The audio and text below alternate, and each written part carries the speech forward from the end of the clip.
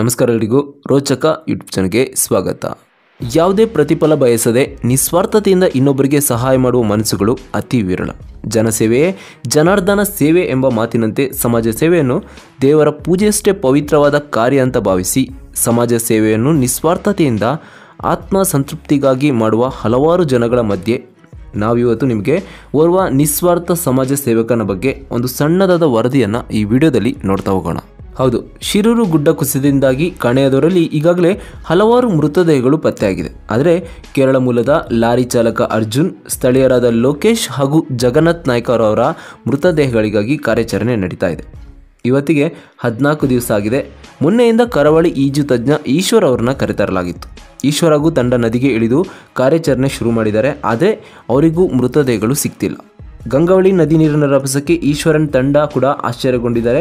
ಈ ನೀರಿನಲ್ಲಿ ನಾಪತ್ತೆಯಾದವರನ್ನು ಹುಡುಕುವುದೇ ಬಹಳ ಕಷ್ಟ ಆಗಿದೆ. ಅದರಲ್ಲೂ ಗಂಗಾವಳಿಯ ನದಿ ನೀರಿನಲ್ಲಿ ಹುಡುಕುವುದೇ ಸವಾಲಿನ ಕೆಲಸ ಆಗಿದೆ. 3 ಮೃತದೇಹಗಳಿಗಾಗಿ ಹುಡುಕಾಟ ನಡೆಸಲಾಗ್ತಿದೆ. ನೀರಿನಲ್ಲಿ ಮುಳುಗಿದಾಗ ಕಣ್ಣಿಗೆ ಏನೂ ಕಾಣಿಸ್ತಿಲ್ಲ. ನೀರಿನ ಜೊತೆಗೆ ಮಣ್ಣು ಸೇರಿಕೊಂಡಿದೆ. ಹೀಗಾಗಿ ಏನೂ ಕಾಣಿಸ್ತಿಲ್ಲ ಎಂಬುದು ಮುಳುಗು ತಜ್ಞರ ಅಭಿಪ್ರಾಯ. ಆ ಈಜು ತಜ್ಞ ಬೇರೆ ಯಾರೂ ಅಲ್ಲ, ಸಾಹಸಿ ಜೀವರಕ್ಷಕ, ಜನಸೇವೆಯ ಮನೋಭಾವದ ಈಜು ಪ್ರವೀಣ, ಆಪತ್ ಬಾಂಧವ ಹಾಗೂ ಗಂಡೆದೆಯ ಯುವಕ ಅವರೇ ಶ್ರೀ ಈಶ್ವರ್ ಮಲ್ಪೆ. ಹಾಗಾದರೆ ಈ ಈಶ್ವರ್ ಮಲ್ಪೆ ಯಾರು? ಇಲ್ಲಿ ತನಕ ನೀರಿಗೆ ಬಿದ್ದ ಎಷ್ಟು ಜೀವಗಳನ್ನ ಉಳಿಸಿದ್ದಾರೆ? ಎಷ್ಟು ಶವಗಳನ್ನ ನೀರಿನಿಂದ ಹೊರಗೆ ತೆಗೆದಿದ್ದಾರೆ? ಎಷ್ಟು ವಾಹನಗಳನ್ನ ನೀರಿಂದ ಮೇಲೆತ್ತಲು ಸಹಾಯ ಮಾಡಿದ್ದಾರೆ? ಇಷ್ಟೆಲ್ಲ ಸಹಾಯ ಮಾಡುವ ಈಶ್ವರ್ ಮಲ್ಪೆ ಅವರ ಜೀವನ ಹೇಗಿದೆ? ಈಶ್ವರ್ ಮಲ್ಪೆ ಅವರು ಇಷ್ಟು ಫೇಮಸ್ ಆಗಿದ್ದರೂ ಕೂಡ ಅವರ ಜೀವನ ಇನ್ನೂ ಕಷ್ಟದ ಹಾದಿಯಲ್ಲಿ ನಡೀತಾ ಇದೆ. ಇದೆಲ್ಲದರ ಬಗ್ಗೆ ಈ ವಿಡಿಯೋದಲ್ಲಿ ನೋಡ್ತಾ ಹೋಗೋಣ. ಅದಕ್ಕಿಂತ ಮುಂಚೆ ಯಾರೆಲ್ಲ ನಮ್ಮ ಚಾನಲ್ನ ಸಬ್ಸ್ಕ್ರೈಬ್ ಮಾಡಿಲ್ಲ ಅಂತಂದರೆ ಈ ರೀತಿಯ ಮಾಹಿತಿಗಾಗಿ ನಮ್ಮ ಚಾನಲ್ನ ಸಬ್ಸ್ಕ್ರೈಬ್ ಮಾಡಿ. ಆಪತ್ ಬಾಂಧವ ಶ್ರೀ ಮಲ್ಪೆ ಅವರು 1976 ಮೇ 21ರಂದು ಕರಾವಳಿಯ ಬಂದರು ನಗರಿ ಮಲ್ಪೆಯಲ್ಲಿ ಜನಿಸ್ತಾರೆ. ತಂದೆ ಆನಂದ್ ಪುತ್ರನ್, ತಾಯಿ ಬೇಬಿ ಕರ್ಕೆರ. ಮೀನುಗಾರಿಕೆ ವೃತ್ತಿ ಮಾಡಿಕೊಂಡು ಜೀವನವನ್ನು ನಡೆಸ್ತಿರುವಂಥ ಒಂದು ಕುಟುಂಬ. ಅಕ್ಕ ಮತ್ತು ತಮ್ಮನ ಜೊತೆ ಬೆಳೆದಂಥ ಇವರು ಕಡು ಬಡತನದಲ್ಲಿ ಹುಟ್ಟಿದ ಈಶ್ವರ್ ಅವರು ಪ್ರಾಥಮಿಕ ಶಿಕ್ಷಣವನ್ನು UBMC ಹಿರಿಯ ಪ್ರಾಥಮಿಕ ಶಾಲೆ ಮಲ್ಪೆಯಲ್ಲಿ ಮಾಡ್ತಾರೆ. ಅದಾದ ನಂತರ 9ನೇ ತರಗತಿಯವರೆಗೆ ಪ್ರೌಢ ಶಿಕ್ಷಣವನ್ನು ಸರ್ಕಾರಿ ಪ್ರೌಢ ಫಿಶರೀಸ್ ಶಾಲೆ ಮಲ್ಪೆಯಲ್ಲಿ ಮುಗಿಸ್ತಾರೆ. ಮೊಗವೀರ ಸಮುದಾಯಕ್ಕೆ ಸೇರಿದಂಥ ಇವರು ಪ್ರಸ್ತುತ ಮೀನುಗಾರಿಕಾ ವೃತ್ತಿ ಜೊತೆಗೆ ಬೋಟುಗಳಿಗೆ ನೀರು ಸರಬರಾಜು ಮಾಡುವ ಕೆಲಸವನ್ನು ಮಾಡ್ತಾ ಇದ್ದಾರೆ. ಸ್ಕೂಬಾ ಡೈವಿಂಗ್ನಲ್ಲಿ ಇತ್ತೀಚೆಗೆ ವಿಶೇಷ ತರಬೇತಿಯನ್ನು ಹೊರತುಪಡಿಸಿ ಡೈವ್ ಮಾಡಲು ಮತ್ತು ರಕ್ಷಣೆ ಮಾಡಲು ಯಾವುದೇ ಶೈಕ್ಷಣಿಕ ಅರ್ಹತೆಗಳನ್ನ ಪಡ್ಕೊಂಡಿಲ್ಲ. ನಿಸ್ವಾರ್ಥ ಸೇವಾ ಮನಸ್ಸಿನ ಇವರನ್ನು ಮಲ್ಪೆ ಜನತೆ ಆಪತ್ ಬಾಂಧವ ಅಂತ ಕರೀತಾರೆ. ಉಡುಪಿ ಮತ್ತು ಮಲ್ಪೆ ಪರಿಸರದಲ್ಲಿ ಯಾವುದೇ ಪ್ರಚಾರ ಬಯಸದೆ ಸುತ್ತಮುತ್ತಲಿನ ಯಾವುದೇ ಊರುಗಳಲ್ಲಿ ನೆರೆ ಪರಿಹಾರ ಕಾರ್ಯಾಚರಣೆ ಇರ್ಬೋದು, ನೀರಿನಲ್ಲಿ ಮುಳುಗಿದ ಅಮೂಲ್ಯ ವಸ್ತು, ನೀರಿಗೆ ಬಿದ್ದಂಥ ವ್ಯಕ್ತಿಗಳು ಮತ್ತು ಪ್ರಾಣಿಗಳ ರಕ್ಷಣೆ, ಜೊತೆಗೆ ನೀರಿನಲ್ಲಿ ಮುಳುಗಿದಂಥ ದೋಣಿ, ಬೋಟು, ಅದರ ಜೊತೆಗೆ ವಾಹನಗಳನ್ನು ದಡ ಸೇರಿಸುವುದು ಇವರ ನಿಸ್ವಾರ್ಥದ ಕಾಯಕ. ಸರಿಸುಮಾರು 200ಕ್ಕಿಂತಲೂ ಹೆಚ್ಚು ಶವಗಳನ್ನ ಮೇಲೆತ್ತಿ ಸಂಬಂಧಪಟ್ಟ ಕುಟುಂಬಗಳಿಗೆ ಹಸ್ತಾಂತರಿಸಿದ್ದಾರೆ. ಯಾವತ್ತೂ ಯಾರಿಂದಲೂ ಪ್ರತಿಫಲ ಬಯಸದೆ ಸಾವು ಮತ್ತು ಬದುಕಿನ ಮಧ್ಯೆ ಸಮುದ್ರ ಪಾಲಾಗ್ತಿದ್ದಂಥ ಅನೇಕರನ್ನ ದಡಕ್ಕೆ ಸೇರಿಸಿದ ಪುಣ್ಯಾತ್ಮ ಈ ಈಶ್ವರ್. ಇನ್ನು ಲಾಕ್ಡೌನ್ ಸಮಯದಲ್ಲಿ ಉಡುಪಿ ಮೂಲದ ಹೋಟೆಲ್ ಮಾಲೀಕರಾದ ಮಣಿಪುರ ಉದ್ಯವರ ಬಳಿ ನದಿಗೆ ಹಾರಿದ್ರು. ಬೆಳಗಿನ ಜಾವ 3 ಗಂಟೆ ಸುಮಾರಿಗೆ ಈಶ್ವರ್ ಅವರಿಗೆ ಕರೆ ಬಂದಿತ್ತು. ಸ್ಥಳಕ್ಕೆ ತಲುಪಿದಾಗ ಕತ್ಲೆ ಆಗಿತ್ತು. ಬಂಡೆಯ ಕೆಳಗೆ ಸಿಕ್ಕಿಬಿದ್ದಂಥ ಅವರನ್ನ ಈಶ್ವರ್ ಸುರಕ್ಷಿತವಾಗಿ ದಡಕ್ಕೆ ಕರೆತಂದಿದ್ರು. 10 ವರ್ಷಗಳ ಹಿಂದೆ ಸಮುದ್ರಕ್ಕೆ ಹಾರಿ SSLCಯಲ್ಲಿ ಫೇಲ್ ಆಗಿದ್ದಂಥ ಬಾಲಕಿಯನ್ನು ರಕ್ಷಣೆ ಮಾಡಿದರು.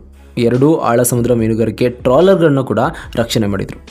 ಟ್ರಾಲರ್ಗಳು ನದಿಮುಖದ ಬಳಿ ಪತ್ತೆಯಾಗಿತ್ತು. ಸ್ನೇಹಿತನ ಸಹಾಯದಿಂದ 2 ಹಡಗುಗಳನ್ನ ಮುಳುಗದಂತೆ ರಕ್ಷಣೆ ಮಾಡಿದರು. ಮಲ್ಪೆ ಮೆಕ್ಯಾನಿಕ್ ಸೊಸೈಟಿ ನೀಡಿದ 2 ಆಮ್ಲಜನಕ ಸಿಲಿಂಡರ್ಗಳನ್ನ ಬಹುತೇಕ ಕಾರ್ಯಾಚರಣೆಗೆ ಬಳಸಲಾಗಿತ್ತು. ಇನ್ನು ರಕ್ಷಣಾ ಕಾರ್ಯಾಚರಣೆಗೆ ಇವರಿಗೆ 1,25,000 ರೂಪಾಯಿ ಮೌಲ್ಯದ ಆಮ್ಲಜನಕದ ಕಿಟ್ನ ಅಗತ್ಯ ಇದೆ. ಇನ್ನು ಅವರ ವೈಯಕ್ತಿಕ ಜೀವನವನ್ನು ನೋಡೋದಾದರೆ ಈಶ್ವರ್ ಅವರಿಗೆ 3 ಜನ ಮಕ್ಕಳು, 2 ಗಂಡು ಮಕ್ಕಳು ಮತ್ತು 1 ಮಗಳು. ಹುಟ್ಟಿದ 3 ಮಕ್ಕಳು ಕೂಡ ವಿಕಲಚೇತನರು ಅನ್ನೋದು ದೊಡ್ಡ ವಿಪರ್ಯಾಸ. ಹೆಂಡತಿ ಮಕ್ಕಳಿಗಾದರೂ ನನ್ನ ಸಮಾಜ ಸೇವೆಯ ಪುಣ್ಯ ಆದರೂ ಸಿಗುತ್ತೆ ಎಂದು ಜೀವರಕ್ಷಕ ಕಾಯಕದಲ್ಲಿ ಸ್ವಯಂ ಪ್ರೇರಣೆಯಿಂದ ತನ್ನನ್ನು ತಾನು ತೊಡಗಿಸಿಕೊಂಡಿದ್ದೇನೆ ಎಂದು ಈಶ್ವರ್ ಅವರು ಹೇಳಿದಾಗ ಅವರ ಹೃದಯ ಶ್ರೀಮಂತಿಕೆ ಎಷ್ಟು ದೊಡ್ಡದಿದೆ ಅನ್ನೋದು ನಮಗೆ ಗೊತ್ತಾಗುತ್ತೆ. ಆದರೆ ಸರ್ಕಾರಕ್ಕೆ ಗೊತ್ತಾಗಲ್ಲ. ನೀರಿನಲ್ಲಿ ಮುಳುಗಿದ ಅದೆಷ್ಟೋ ಜೀವಗಳ ರಕ್ಷಣೆ ಮಾಡಿರುವ ಉಡುಪಿಯ ಆಪತ್ ಬಾಂಧವ ಈಶ್ವರ್ ಮಲ್ಪೆ ಅವರು ಜೀವಗಳನ್ನ ಅಷ್ಟೇ ಅಲ್ಲ, ಕೈಜಾರಿ ನೀರಿಗೆ ಬಿದ್ದ ಮೊಬೈಲ್ಗಳನ್ನ, ದ್ವಿಚಕ್ರ ವಾಹನಗಳನ್ನ ಮೇಲಕ್ಕೆತ್ತಿದ್ದಾರೆ. ಮಲ್ಪೆ ಬಂದರಿನಲ್ಲಿ ನೀರಿಗೆ ಬಿದ್ದ 1.25 ಲಕ್ಷದ ಮೌಲ್ಯದ ಐಫೋನ್ ಒಂದನ್ನು ಮೇಲೆತ್ತಿ ಮಾಲೀಕರಿಗೆ ಹಸ್ತಾಂತರಿಸಿದ್ದಾರೆ. ಇವರು ಈವರೆಗೆ ನೀರಿಗೆ ಬಿದ್ದ 300ಕ್ಕೂ ಅಧಿಕ ದುಬಾರಿ ಮೊಬೈಲ್ ಫೋನ್ಗಳನ್ನ, 100ಕ್ಕೂ ಅಧಿಕ ದ್ವಿಚಕ್ರ ವಾಹನಗಳನ್ನ ಮೇಲೆತ್ತಿದ್ದಾರೆ. ಸಮುದ್ರಕ್ಕೆ ಅಥವಾ ನದಿ ನೀರಿಗೆ ಬಿದ್ದ ಮೊಬೈಲ್ಗಳನ್ನ ಹುಡುಕುವುದು ಮೇಲೆತ್ತುವುದು ದೊಡ್ಡ ಸವಾಲು. ಕಾರಣ ಅಲ್ಲಿನ ನೀರು ಕಪ್ಪು ಕಪ್ಪಾಗಿರುತ್ತೆ, ತಳಭಾಗದಲ್ಲಿ ಹೂಳು ತುಂಬಿಕೊಂಡಿರುತ್ತೆ. ಈ ನೀರಿನಲ್ಲಿ ಏನೂ ಕಾಣಿಸೋದಿಲ್ಲ, ಜೊತೆಗೆ ಅಡಿಯಲ್ಲಿ ಹೂಳು ಸಹ ತುಂಬಿರುತ್ತೆ. ಕಾಲುರಿದರೆ ಹುಡುಕಲು ಹೋದ ಈಶ್ವರ್ ಅವರೇ ಕೆಸರಿನಲ್ಲಿ ಹೂತು ಹೋಗುವ ಅಪಾಯ ಇರುತ್ತೆ. ಹಾಗಾಗಿ ಮೊದಲು ಮೊಬೈಲ್ ಬಿದ್ದ ಪ್ರದೇಶದಲ್ಲಿ ಗೂಟವೊಂದನ್ನು ನೆಟ್ಟು ಅದನ್ನೇ ಆಧಾರವಾಗಿಟ್ಟುಕೊಂಡು ಒಳಗೆ ನೀರಿನಲ್ಲಿ ಆ ಗೂಟದ ಸುತ್ತಲೂ ಹುಡುಕಬೇಕಾಗುತ್ತೆ. ನೀರಲ್ಲಿ ಮಕಾಡೆ ಮಲಗಿ ಕೆಸರನ್ನ ಕೈಯಲ್ಲಿಯೇ ತಡಕಾಡುತ್ತಾ ಮೊಬೈಲನ್ನು ಹುಡುಕಾಡಬೇಕಾಗುತ್ತೆ. ಇನ್ನು ಕಾರ್ಕಳದ ಬಳಿ ಸುಮಾರು 60 ಅಡಿ ಆಳದ ಬಾವಿಗೆ ಮಹಿಳೆಯೊಬ್ಬರ ಕರಿಮಣಿ ಸರ ಬಿದ್ದಿತ್ತು. ಕರೆ ಬಂದಾಗ 40 ಅಡಿ ಆಳದ ನೀರಿನಲ್ಲಿ ಅದನ್ನು ಹುಡುಕಾಡಿ ತೆಗೆದುಕೊಟ್ಟಿದ್ರು. ಉಡುಪಿಯ ಸಾರ್ವಜನಿಕ ಗಣೇಶೋತ್ಸವದಲ್ಲಿ ವಿಸರ್ಜನೆಗೊಂಡ ಗಣಪತಿ ವಿಗ್ರಹದ ಕೈಗೆ ಹಾಕಿದ್ದ ಸುಮಾರು 40 ಗ್ರಾಂ ಬಂಗಾರದ ಕಡಗ ವಿಗ್ರಹದಲ್ಲೇ ಉಳಿದಿತ್ತು. ಈ ಅಚಾತುರ್ಯ ಸಮಿತಿಯವರಿಗೆ ತಿಳಿದಿದ್ದೇ 3 ದಿನಗಳ ಬಳಿಕ. ಈ ಸಂದರ್ಭದಲ್ಲಿ ಅದೇ ಜಾಗದಲ್ಲಿ ಹಲವಾರು ಗಣಪತಿ ವಿಗ್ರಹಗಳ ವಿಸರ್ಜನೆ ಕೂಡ ಆಗಿತ್ತು. ಆದರೂ ಪಟ್ಟು ಬಿಡದೆ ಹುಡುಕಾಡಿದಾಗ ಬಂಗಾರದ ಕೈ ಕಡಗ ಸಿಕ್ಕೇ ಬಿಟ್ಟಿತ್ತು. ಇನ್ನು ಈಶ್ವರ್ ಮಲ್ಪೆಯವರು ಈವರೆಗೆ ನೀರುಪಾಲಾದ 40ಕ್ಕೂ ಅಧಿಕ ಮೃತದೇಹಗಳನ್ನ ಮೇಲೆತ್ತಿದ್ದಾರೆ. ಆಳವಾದ ನೀರಲ್ಲಿ ಮುಳುಗುತ್ತಿರುವ 50ಕ್ಕೂ ಅಧಿಕ ಮಂದಿಯ ಜೀವವನ್ನು ಉಳಿಸಿದ್ದಾರೆ. ತನ್ನ ಬಳಿ ಇರುವ ಆಂಬ್ಯುಲೆನ್ಸ್ ನೆರವಿನಿಂದ ಸುಮಾರು 100ರಷ್ಟು ಜನರ ಪ್ರಾಣ ಉಳಿಸಿದ್ದಾರೆ. ಕೊಲ್ಲೂರಿನ ಅರಿಶಿನಗುಂಡಿಯಲ್ಲಿ ನೀರು ಪಾಲಾದ ಭದ್ರಾವತಿಯ ಶರತ್ ಅವರ ಮೃತದೇಹವನ್ನು ಮೇಲೆತ್ತಿದವರು ಇದೇ ಈಶ್ವರ್ ಮಲ್ಪೆ. ಈಶ್ವರ್ ಅವರಿಗೆ ಭಾರತೀಯ ಸೇನೆಯಲ್ಲಿ ಸೇವೆ ಸಲ್ಲಿಸಬೇಕೆಂಬ ಅದಮ್ಯ ಬಯಕೆ ಇದೆ. ಆದರೆ ವಿದ್ಯಾಭ್ಯಾಸ ಕಡಿಮೆ ಇದ್ದುದರಿಂದ ಸಾಧ್ಯವಾಗಲಿಲ್ಲ.